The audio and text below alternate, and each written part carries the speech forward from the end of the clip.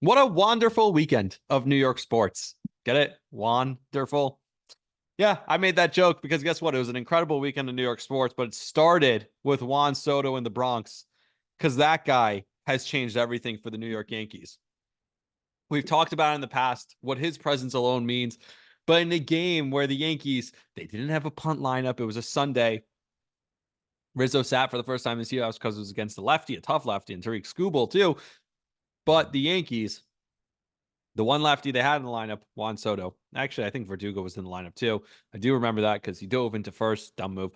Anyway, the Yankees sweep their series against the Tigers. I said they needed a big series against the Tigers. They delivered a big series against the Tigers. And a bunch of things happened in this series, but on Sunday it was Juan Soto. Aaron Judge hit a home run, and of course he was going to hit a home run his next at bat after getting ejected the night before, which we'll talk about in a second. But Juan Soto comes through because and on a rainy Sunday in the Bronx, when it felt like, all right, the Yankees had a 2-0 lead. They might call this game at any point, and then the game just kept dragging. And finally the Tigers come back and tie, and you're like, come on, what the hell is going on over here?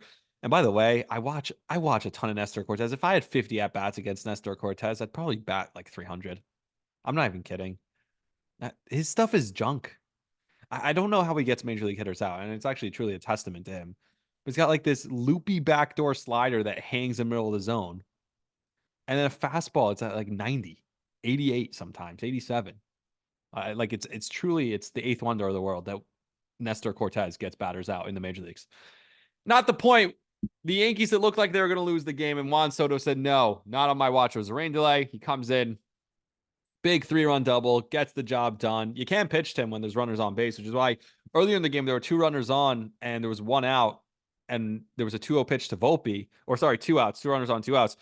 And I was like, Volpe, all you have to do here is look for one pitch in one spot because you're not taking the risk of pitching to Juan Soto, right? And it's incredible that every time it's such a battle, every time he comes to the plate and how he approaches every at bat is just incredible to watch. And it's again and again and again. Now, there's still issues with the Yankees. So they're 23-13 again. They're back 10 games over 500 after having lost or having gone basically 500 or one game under 500 for on the course of 17 games. Now they've won 3 in a row. So you feel good about the Yankees again going into the day off with the sweep 23-13. Now, sure, the Orioles are better at 23-11. So they're still a full game up because they're two games ahead of the Yankees in the loss column. But anyway, the point is that there's still issues here, and Gleyber Torres is one of the major issues. And if we have time, and I doubt we'll have time this week, but at some point we'll have to have a larger Gleyber Torres conversation once we get a break from some of the baseball or some of the basketball and football. No, that's not it. Basketball and hockey. Tired, long weekend. Worked a lot this weekend, but once we get a break from all that, we'll definitely have the Gleyber Torres conversation at length, I will say. But there is a conversation, excuse me, that needs to be had. Now, as it relates to Aaron Judge, because I did mention Aaron Judge, we were going to talk about him for a second.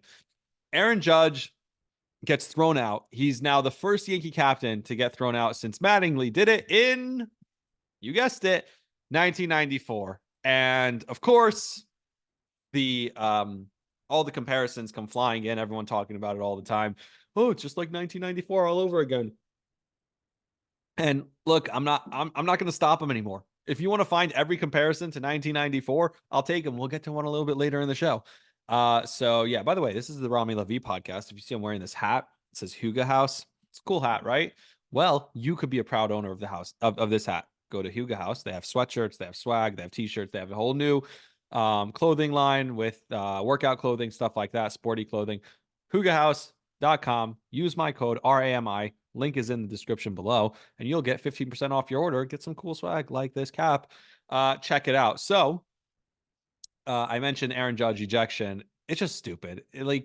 You clearly say, you see what he said. He said after the game, he takes the high road. They have a really tough job, and that's why you love. He's so Jeterian, Aaron Judge, with the answers and like, yeah, they have a hard job too. I understand, but Judge walking away, he literally says, "Oh, that's bullshit. You've been bullshit all game." That's all he said. It's really not a lot for an umpire, and he's not showing him up. doing it with his head facing the other direction, walking towards the Yankee dugout, and he gets tossed anyway. Judge said himself he said a lot worse. By the way, speaking of saying worse, is anyone watching the Tom Brady roast? That I see everyone like tweeting about it right now. Like, I really don't understand. Like, some of the stuff is funny, sure. I never understood who these roasts are for. And I've seen Jeff Ross perform live, and he's very funny, and he roasts like the crowd. That's what he does. He'll like call up people from the crowd, and just roast them. Like, call up like 5 people and be like, "Hey, I'll roast you." And he's incredibly talented. It's really funny, and how he, just how he's really like able to find spots, and then if some of them fall back. So it was just incredible to watch. But who is this for? It's a bunch of millionaires sitting around in a room, like making jokes at each other. Like, everyone's, oh, ha, ha, they're so funny. They're taking shots at each other for us to watch. Like, I really don't get it. It's not my thing at all. The roasts in general. And my father finds them to be funny, I know.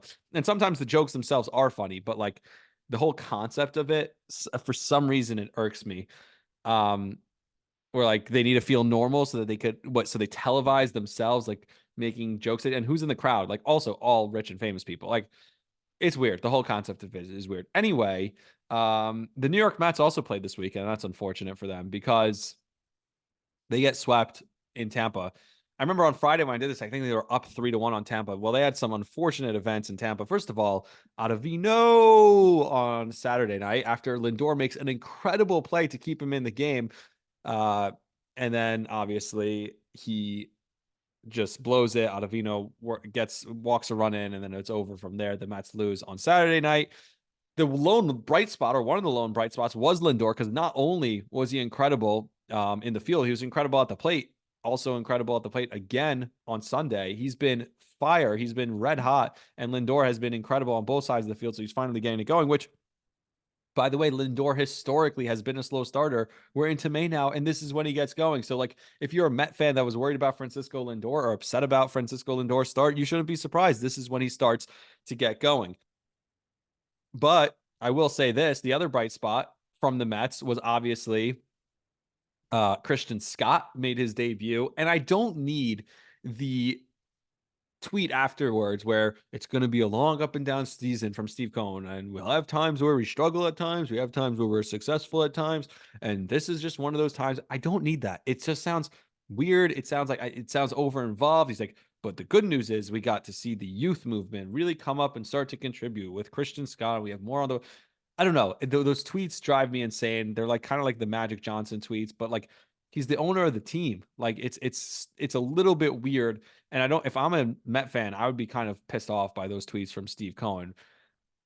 The other thing I'd be pissed off at, and of course, Edwin Diaz blows a save today, and that's frustrating.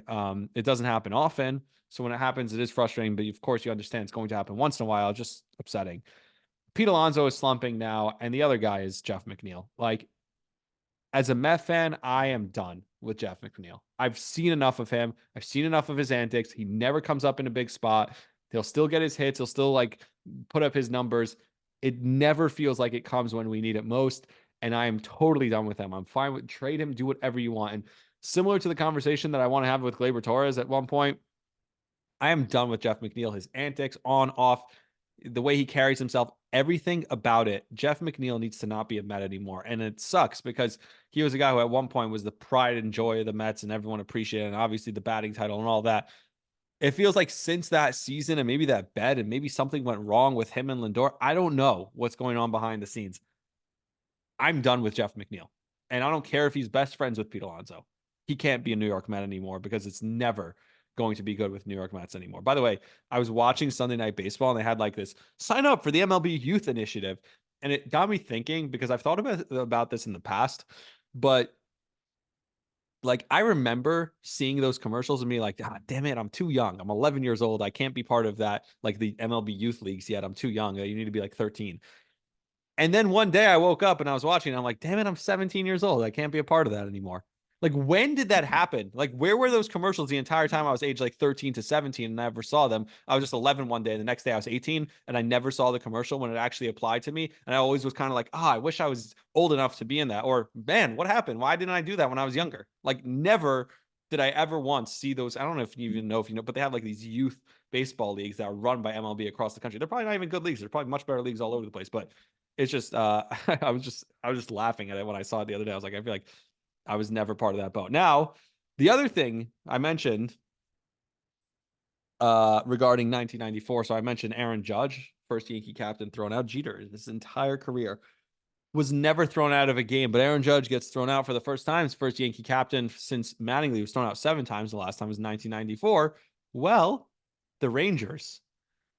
This is the first time they started in the postseason 5-0 since 1994. Now, in the 1994 postseason, they started 7-0. They won 7 consecutive games. Yes, they swept the first round. They went up 3-0 in Washington in the second round before losing a game and then beating them in 5 in the second round. So they basically went 8-1 to the conference finals in 1994, which is incredible.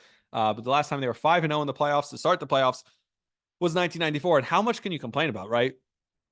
They're 5-0. You can't really complain. They're up 1-0 in a series that they were underdogs. They were underdogs in game 1 at home against Carolina. They win game 1, and now they're favorites in the series. I think it's minus 140 for the Rangers, up 1-0 in the series to win the series now against Carolina. Now, there are still things you get better. Like, I still don't think they played their best game, and that's a good thing for the Rangers. Like, you haven't played your best hockey yet, and you're still up 1-0 in a series. You still haven't lost a playoff game. Now, Washington say it doesn't count, but there are so many things. Look, the big thing today, the stars showed up.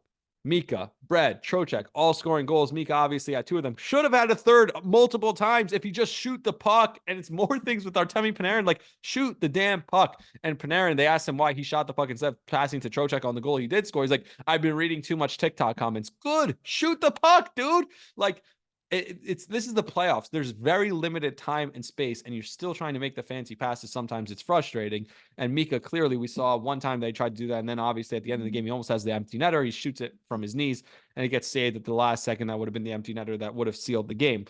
The third period, speaking of the empty netter, as a whole have been atrocious for the Rangers, where it feels like we're back in 2015, the Lundqvist eras, where we're just sitting back and like, all right, we have the lead. Let's just sit back in our own defensive zone and let you shoot a million pucks at us. We'll try and block some of them. Hey, Igor, you better make some saves back there. Hopefully we're good. Like, we can't do that at the end of every single game. We need to find a way to continue to play offensively and continue to hustle and continue to play in the neutral zone and to continue to play defense. Not like guys get behind you on a random shift change. Like, you need to play better even if you have the lead, even if it's late in the game. You can't just sit back and be like, hey, we have Igor back there and we have the lead. Let's just chill a little bit. No, keep playing, keep going hard, pedal to the metal, try and score more. So there's still a lot of improvements, and that's the good part. 5-0, and there's still a lot of improvements. And with everything that's happened on this team, I think they need to be better 5-5 because they dominated on penalty kill and power play, both special teams, right? I think what were they 2 for 2 on their power plays, and then they kill all 5 penalties. So they were fantastic at special teams. But you can't always rely. Everyone talked about it. Oh, do you know that the Rangers and the Canes are the best 2 teams at both power play and penalty kill? They're the best special teams in the league. That's going to be a key to the series. Yeah, well, if both teams are so great at special teams, maybe they kind of knock each other out. And then you have to be great at 5-on-5. And speaking of being great on 5-on-5, I think one of the keys, and I know it's just you're talking about a matter of 7 to 12 minutes in a hockey game because this guy's not going to play a ton, but Matt Rempe looks too slow to be out there. And it's not on him. But I think for this series, Johnny Brodzinski would be a much better option. We saw guys like Will Cooley, guys like even Lafreniere have an impact because of their speed and their size and their ability to hit, but also play really fast, go in and chase a puck and make some plays on the forecheck. Johnny Brodzinski is another one of those guys. I think he'd be a much better fit for the Rangers in this series, in my opinion. So again, room to improve for the Rangers, and 5-on-5 is another spot where there's room to improve for this team. And all that is to say that while there's tons of room to improve, you're 5-0. You're 1-0 in the series against a really good Carolina team. By the way, did you know that Carolina won the Stanley Cup in 2006 when Rod Brind'Amour, their current head coach, was their captain? And guess who was their head coach? Peter Laviolette. Mind blown. I can't wait to hear that 75,000 more times for the rest of this series, as if we haven't heard it enough, because they've said it a billion times. All right. And that was just one game. Sean McDonough is a terrible broadcaster at least hockey. And The hockey games have been incredible, but Kenny Albert tonight against in the Dallas game 7 was fantastic. Again, they knocked out the Golden Knights. It's actually funny. I knew the Golden Knights were going to lose tonight because I saw that Sean Morash said, "Oh, they're the best bet. They're plus 125 to win the Stanley Cup," and they didn't even make it out of the first round. Later that night, they lost. It was kind of funny. I'm gonna actually go find that and quote tweet that. Sean, I love you. But yeah, the only thing is, and this is the number one thing with everything that the Rangers need to and have to improve on and can improve on throughout this whole playoffs, Igor's better. Igor's the best. Igor on top of his game right now. Who's better than him across the league? Like, there's no goalie I'd rather have. And that's the thing when it comes to the Rangers. So while everything we just talked about with the Rangers are things that can definitely be improved on, still, I keep coming back to it. Igor's better. Igor's better. Igor's better. I don't like relying on him too much. I'd rather the team play well and not have to rely on him back there, just saving our asses 24/7. But if that's what it comes down to, I take my chances anyway, because that's how damn good Igor Shesterkin is. Now, I do want to do a quick Knicks preview for the postseason because they're going to be entering their matchup against the Indiana Pacers, a team they faced off against in the playoffs in the past. Obviously, the Reggie Miller rivalry, everyone remembers. In 2013, though, the Knicks were eliminated in the second round by the Pacers when the Knicks were the number 2 seed with Carmelo Anthony. And it got me thinking there are a lot of weird comparisons and similarities to the 2013 Knicks. The number 2 seed, obviously, the last time they won 50 wins was 2013. This year, they're the 2 seed and they won 50 games. They had one great star in 2013, but not a real a great cast around them. Now I know the Knicks this year had Randall, who's injured, but in 2013 they had Carmelo Anthony and no real great team around him. They had guys who hustle and grit and hustle, and guys that you fall in love with as Knicks fans. Obviously, what Jason Kidd did for them that year, Pablo Prigioni, J.R. Smith, Tyson Chandler, guys like that, but there was no real star next to Melo on that team. Now, this year's team has Jalen Brunson and not really a star next to him. Now, the difference is the team. They play more as a team. So it's not, hey, Jalen, do everything. And part of that is Jalen Brunson. Jalen Brunson is better. He just is. Prime Jalen Brunson is better because of what he means to the team, how he makes everyone else around him better. He's not just a one-on-one player the way Carmelo is. And even when they needed him to be at his best, and making everyone else around him wasn't enough, he still was incredible. I was watching that one shot from game 4 over and over again, where he has the ball one-on-one with the shot clock expiring against Embiid, and he comes from the left shoulder, and he comes around the top of the key and dribbles around it, and then shoots like this fall away, beautiful pirouette jumper over Embiid from like the right elbow. It was incredible, that shot. I could watch that shot all day. Brunson's unreal, but what he does for the team, and he's much more of a contributor on the defensive end. So like, don't forget that he contributes to team success. I'm not saying he's better than Carmelo yet. He contributes to team success more than Carmelo Anthony, but it's still a similar situation in 2013 where you have one superstar and not a whole bunch else around them. Now, the other thing that is similar to 2013 in round 1, they could have closed out game 5 at home, had an opportunity to close game 5 out at home, but let it linger, let it slip to game 6, in which game 6, they went on the road and saw a 20-point lead disappear. Everyone remembers the 20-0 run that the Celtics and their dying, old, aging corpse, that was their last hurrah together in Boston of Kevin Garnett and Paul Pierce and Rajon Rondo. That was their last hurrah, was them having that 20-0 run in game 6 at home at TD Garden against the Knicks. Ultimately, the Knicks pull out that game. The Knicks had a 22-point lead in game 6 on the road in Philly against Philly. Ultimately, they pull out that game. Who knows if that's going to be the last hurrah for that Philly team? We'll see. So that could be another similarity there. And in round 2 in 2013, they faced Indiana. In round 2 in 2024, they're facing Indiana. And the Knicks were favored in 2013 against Indiana in round 2. They were favored to win the series minus 190, which is a pretty heavy favorite. And they lost in 7. They lost in 6. They're favored this year minus 265, which is prohibited favors. They are huge favorites in this series. Now, the thing is, I think this Knicks team is better, and I think they will beat Indiana. unlike that team in 2013, where Roy Hibbert all of a sudden just couldn't miss a jump shot for a week straight, and Carmelo Anthony couldn't get any space because he was a mid-range guy who wanted to get to the rim, and Hibbert and David West just clogged everything up for him, and there was no floor spacing, and it was ridiculous, right? All right, fine. Look, this is a very different version of basketball, very different style of basketball. But the one thing is, this Pacers team cannot be taken lightly. They run and gun. They score a ton of points. They're going to put up a ton of points against this Knicks team, even with the Knicks' great defense. And it sucks because one guy who I would love to see in this series, who was scoring quickly and scoring a ton and could just come off the bench and score a bunch of buckets really fast early in the shot clock, create his own, was Bojan Bogdanovic. It's why we got him. And I really felt like he was going to be huge in these playoffs.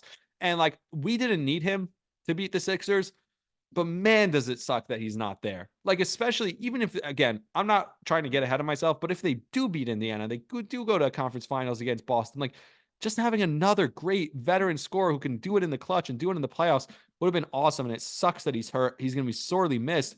And in the first two games, I really think Tibbs has to find a way to try and get Alec Burks involved. We've seen him hit huge shots for this team. Even in the playoffs against the Hawks, he hit huge shots for this Knicks team. We've seen him do it. I think he could do it again for this Knicks team. So game one, game two, a little bit more low risk. See if you could get him involved. See if you get Precious Achua, whose numbers this year against the Pacers were really good. See if you could get him involved. Try and lengthen the bench a little bit. Show a little bit more depth for the first few games of the series at least. Just give him some runs. See if they can start hitting some shots. Because that's, if he gets his momentum going, if he starts getting going early in the series, then maybe you could bring him in some of those higher leverage spots and see if he can be a major contributor for the Knicks. So I do think the Knicks are going to win this series ultimately. I think Knicks in 6 again. I don't think it's going to be shorter than that. I don't think it's 5. I think it goes maybe 2-2. The Knicks take game 5 at home, and then go into Indiana and take game 6 on the road again. I don't think this is an easy series. By the way, you know what's going to be an easy series? Boston against Cleveland. Boston can sit their starters for this whole series, I swear, because Cleveland stinks. Donovan Mitchell can go off. He can score 50 points in a game. Maybe the Cavs will get one game. Mark it right now. Boston is winning that series in 4, maybe 5 if Mitchell has like 50 or 60 points in one game. All right, that's going to do it for me on the Rami Levy podcast. And remember, buy the hat, subscribe to the show, like, share, comment, review. I appreciate it. It helps me out. And I see a lot of people making negative comments. You're helping me too. So keep making the negative comments. I don't mind. Somebody said to me today, I read one of the YouTube comments. I don't have it in front of me right now. Where's the YouTube comment? Show yourself to me. It says, "You're clueless. No wonder why I never watched or listened to you before tonight. Good night, bro." Thank you for the comment. That helps me. That helps my algorithm. That helps my page grow. So I appreciate you. I don't even know what that says. Tour Barnes. I can't read. And it's also like really small letters, which doesn't help me. So I appreciate you. I appreciate your support, because after all, your comment is support, whether you think it is or not. So until next time, keep commenting, everyone. Like, subscribe, share it. I appreciate you guys. Talk to you later. See ya.